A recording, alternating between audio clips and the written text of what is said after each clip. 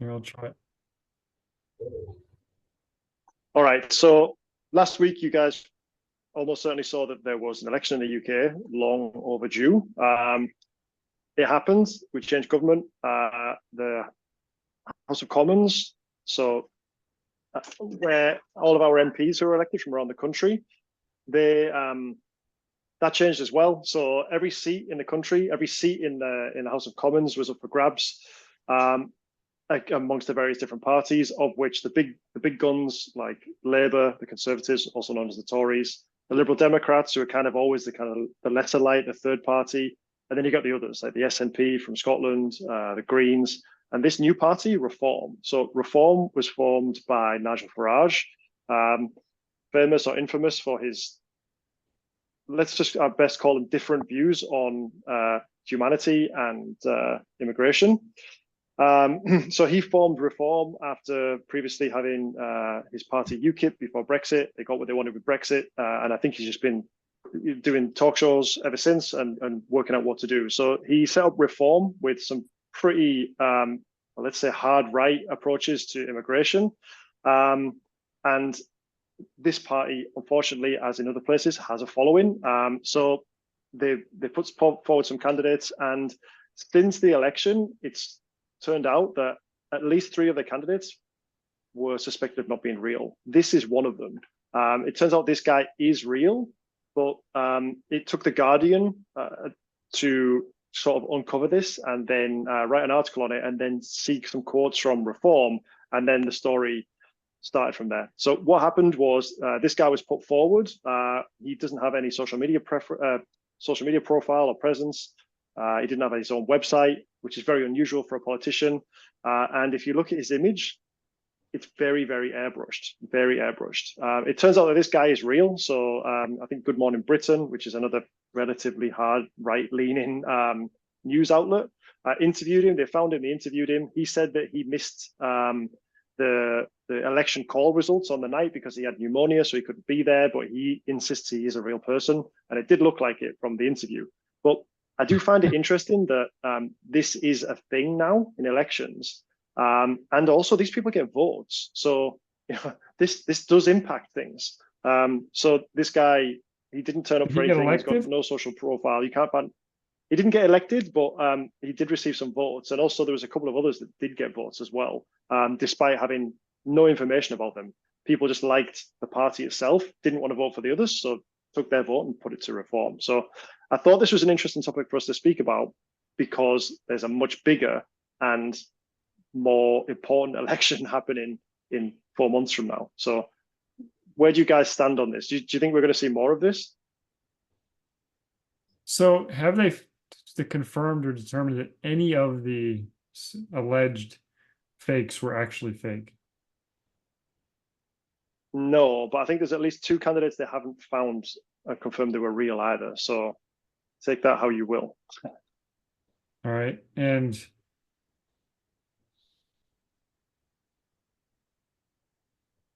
I guess those 2 aren't on here. I'm curious to see what they look like. Let's see where it was. There was another article I was looking at.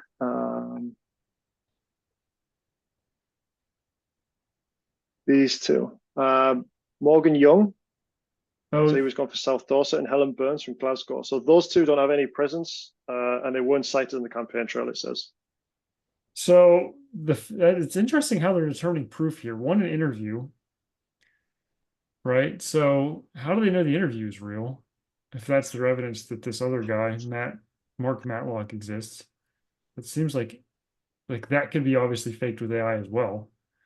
Mm-hmm. The other one would be, okay, so you just find a guy that looks like your fake avatar and have him say, "Oh yeah, I exist." Like none of that seems like a fair way to vet people. Well, Is I'll that, tell you, even a video interview, the way the tech is going right now, you could almost fake that. that's what I'm saying. Like it wouldn't be. We're not that far from that, Mm, right? we're very, very close to that. So what I think is film is going to become far more important than it ever has been before. Because without film, you won't be able to prove it existed. You won't be able to prove that it happened. But film is incredibly hard to actually manipulate, at least by the average person. Anybody can Photoshop something, but not everybody can manipulate actual negatives. So film is going to become hugely important over the next 10 years because this will be the only way you can actually prove at least, Define film, Chuck. huh? Define film. Well, you'd want something with a negative. You'd want to actually capture photons, analog, not digital, my friends. Oh, okay. So you're not talking video, you're talking of photograph. Actual film. Well, you can do film with video too. That's how they used to record it all. Oh, fair You enough. you technically can take digital and put it back on film. You can, but you can tell whether or not that's happened in most cases. I mean, and again, to fake a lot of this stuff, you have to have specialized equipment. And I realize governments have that, and big Yeah. and companies can do some of that, but at least the average Joe won't. And if we have film, at least we have something we can go back to say this is analog, this was probably realish. Whereas with digital, you can't say that at all. But you realize, Chuck, that's just not going to happen, right? I don't know. I don't know.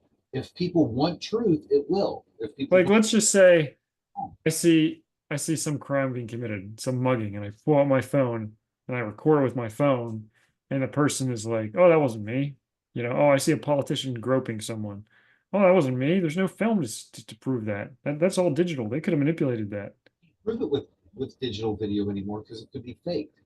That's what I'm saying. So now oh, there was a cop that was abusing somebody, right? Like we have all kinds of footage now that cops have to wear. It's like, well, hey, that wasn't filmed, so From some now we have this deniability. Like that seems like I don't think the body cams for police are all going to switch to film. No, they won't. They won't. But I'll tell you what, when you're talking about news articles like Joe Biden falling down the steps or something like that, if it didn't happen on film, there's no way people are going to be able to believe it in 2 years. Because I can fake all of this. Me, with a 15-year-old computer, I can make fake videos that will fool people. So that means digital video can't be trusted at all. Not at all.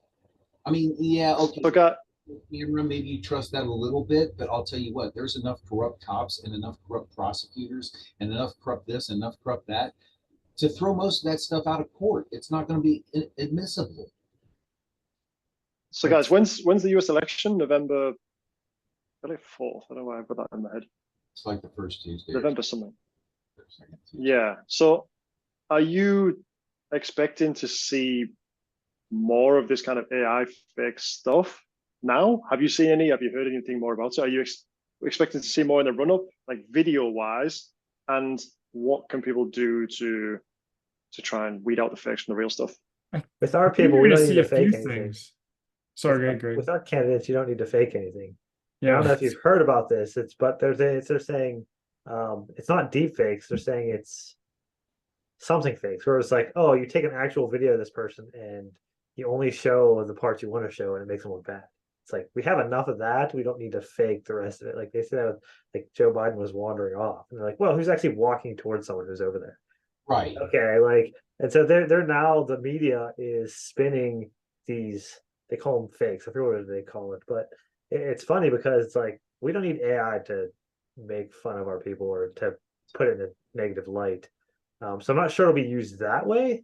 But obviously there will be some kind of AI generated content just for simplicity purposes. Like you I can was going to produce say the same thing as Greg, that the bigger concern is plausible deniability. Right? Oh, that like whatever, that video of Joe Biden stuttering, or you know, Trump saying something inflammatory or whatever. Oh, that wasn't real. I didn't really say that. I didn't really do that. Or like now you have, if Chuck's point is right, okay, that wasn't on film, that was all digital. Yeah, then now this election cycle, you're more likely to get the spin and deniability. Granted, that's always happened, the spin side of it, depending on who's watching the video. And I mean, I can think of a ton of examples of this. CNN, what was it, last year, 2 years ago, said Trump gassed a bunch of people at a rally because he was trying to get a picture in front of a church.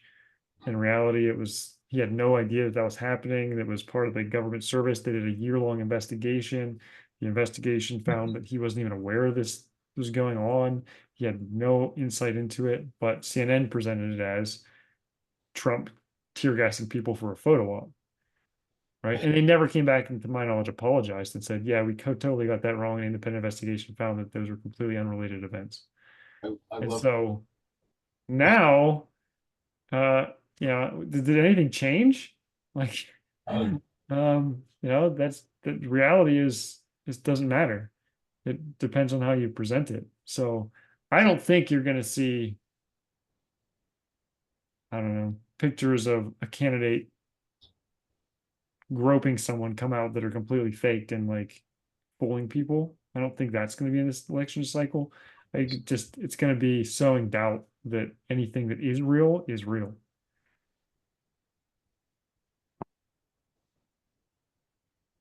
What's the average voter meant to do with that? Like, it's a serious question. Like, where are you meant to go with that? Well, that's a deep question because the reality is, I don't know the last time I've ever listened to a political speech because um, it's easy to tell when politicians are lying. It's when they're talking.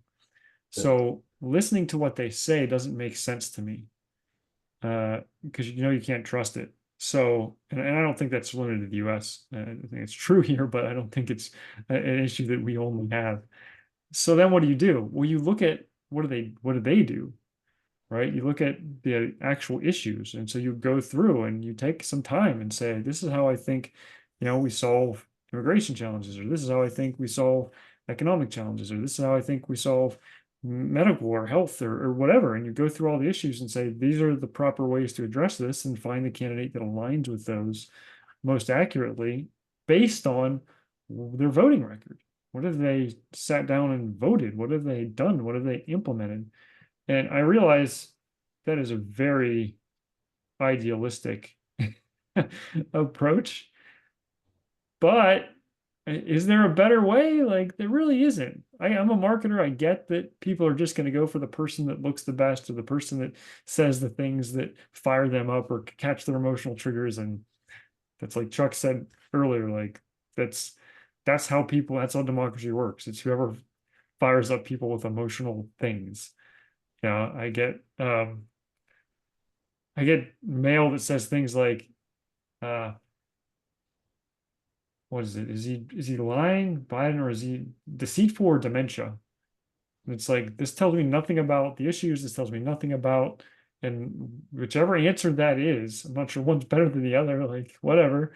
Um, I don't know that you can't say that about both sides, or probably most uh, politicians. And so it's like, sorry, if you're not going to vote based on the actual issues and the actual things that people do and the actions they take, there isn't a solution. But with an AI or without an AI, you're going to end up with junk.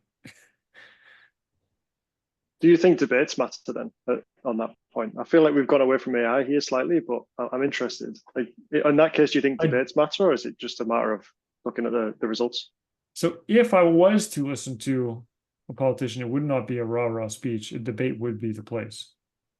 Right? Because at least then you get to hear them articulate their issues and whether they're lying or not, then you kind of have to determine that.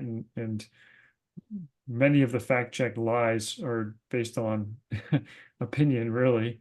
It's, when you start looking into them. So then you got to look at both sides. Okay, they say this is a lie, they say it isn't. Who actually has the real data? Or go to the direct sources wherever they're quoting. If it's employment statistics, we'll go to the US Department of Labor's data and say, well, okay, which one's right? It's not actually that hard to do.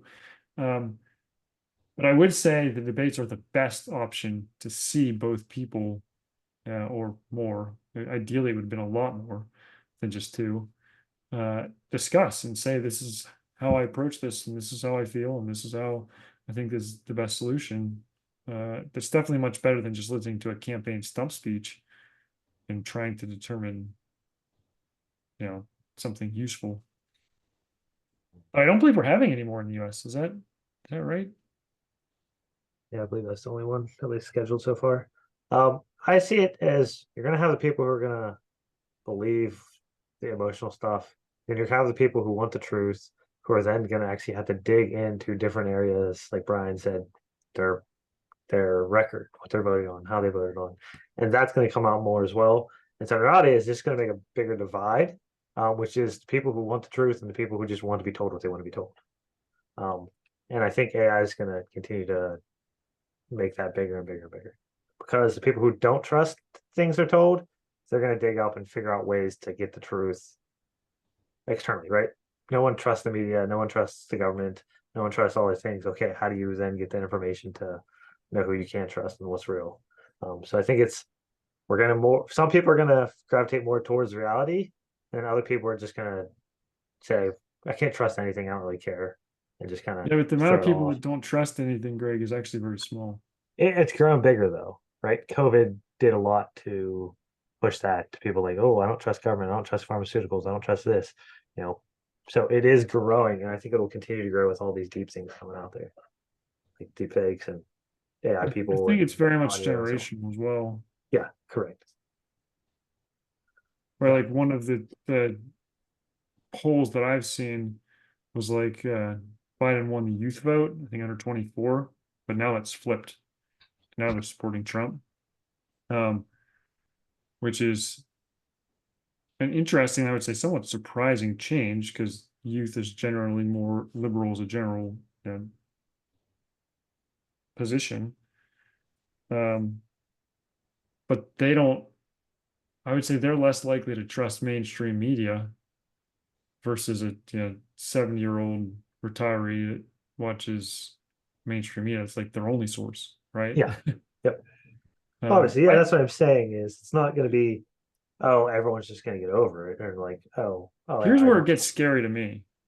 All right. So the internet was supposed to be democratizing information. That was like the dream. Okay, we don't have to rely on the ABC or CBS or I don't even remember the big stations back in the 80s, NBCs of the world. We can go find the information directly and we can be our own bloggers and do our own research and we can have news outlets pop up all over the place. And so now we're all going to be fair and balanced and we're going to read this angle and this angle and then we're all going to be more educated, right? Well, what happened in reality was I chose a side for whatever reason, everybody does, and said, well, now I'm going to get all my information from CNN. I'm going to get all my information from Fox. I'm going to get all my information from, let's go even further, Mother Jones. I'm going to get all my information from, I don't even know who's on the other side. Uh, I don't know, but you get the point. Like, so now these alternative, very left or right leaning, and I don't believe there's only left and right. There's also anarchy. There's also libertarianism and so on. There's more sides, even though they just lead you to believe it's only left and right. Um, get people into these bubbles, and all they do is feed themselves more information that confirms their bias. And we know this from marketing, right? This preconceived notions and things really affect how we view the world.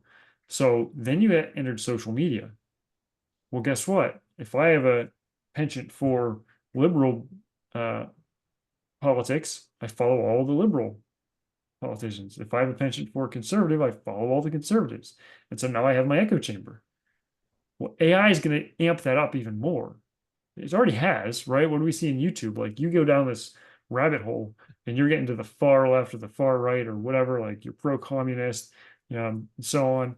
And that's automatically happening because you're responding to that a little bit further, a little bit further.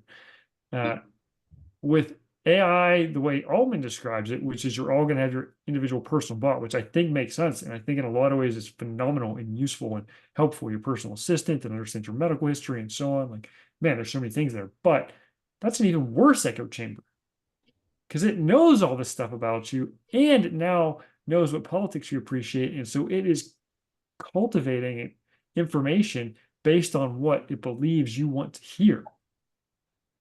Right? It is the ultimate yes man. All right, With statistics and information that back up your viewpoint and whether those are manipulated or real, who knows? And that's where I think like, okay, internet split us apart, social media split us apart, AI is going to split us apart even worse. Like, and this is a worldwide phenomenon. all right. I want to before we wrap up, I just want to touch on something and ask a quick question because this is from the same article or one of the same articles about the fake reform candidate. So are there any rules on using AI generated images in campaign material? In the UK, no, but there is, let's say, a recommendation. It was very British. It was just like a think about this before you do anything. Consider if the material is created could mislead voters. It's your responsibility to make sure it doesn't. If you're using generative AI, you should make it clear to those seeing the material that I guess that it is AI generated. Is that a thing in the US? And No. which demographic, like, do you think is going to be more susceptible to seeing some of these images and believing that they're real? Hold on. That is the dumbest thing I've ever read in my life. You have to label if it's a generative AI image. When did we start labeling things that were photoshopped? Right. Because we didn't need to. Or This something. is insanity. This is somebody who isn't thinking with their brain, because everything is going to have to be marked as generated by generative AI within just a year or so. So that is somebody who isn't thinking about reality. Okay. What we need to do is start convincing people to stop believing every stupid thing that they read on the internet. This is literally a 30-year-old rule. Don't believe everything you read on the internet. 30 years. Number one rule, folks. Number one. Don't believe everything you read on the internet. If we can just get people to learn the first rule of the internet, then we can start talking about the second rule of the internet. But until people start to get their heads out of their keisters and stop believing every single thing they read on Facebook or Twitter or every image that's out there, then whatever rules and laws we have right here won't mean jack or shit, because people are just going to eat whatever you give them. Wow, that was fun. Well, why don't you tell us what you really think, Chuck? Honestly, Are you guys familiar with the Spark Toro leak from the Google APIs? No. Do I need to Google So that might be a full different discussion, but the quick summary Okay. is internal Google programmers leaked the APIs for their search engine, basically saying what factors they were looking at to determine where people rank. Like this is a that? Oh, is this massive. like a month ago? Yeah, it was like a month ago. Yep.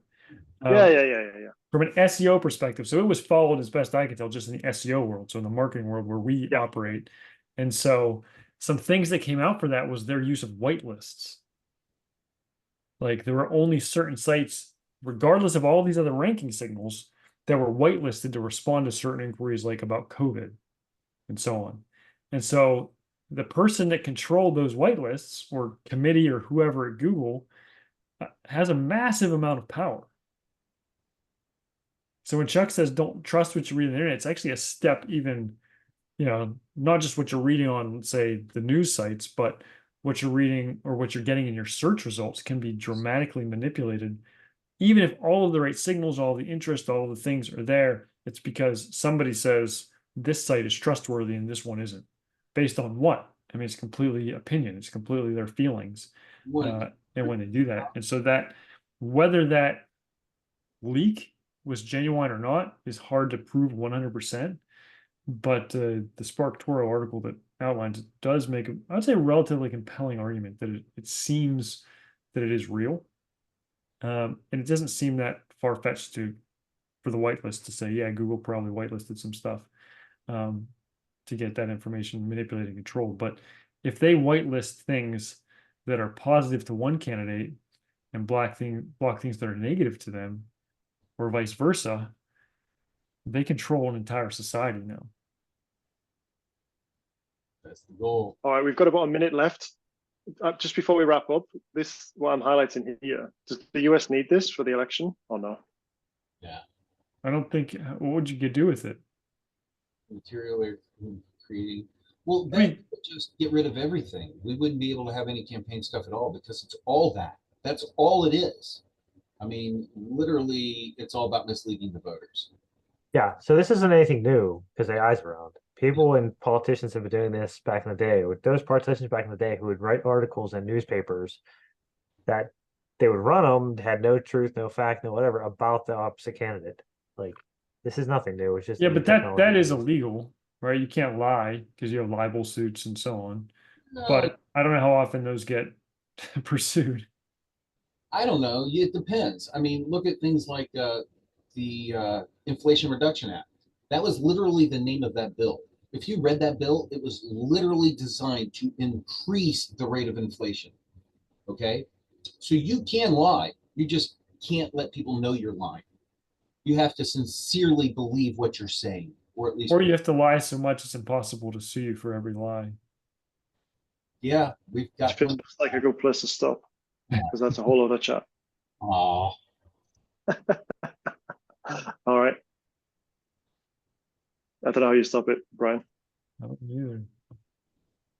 This will be a good end to the video if anyone makes it this far.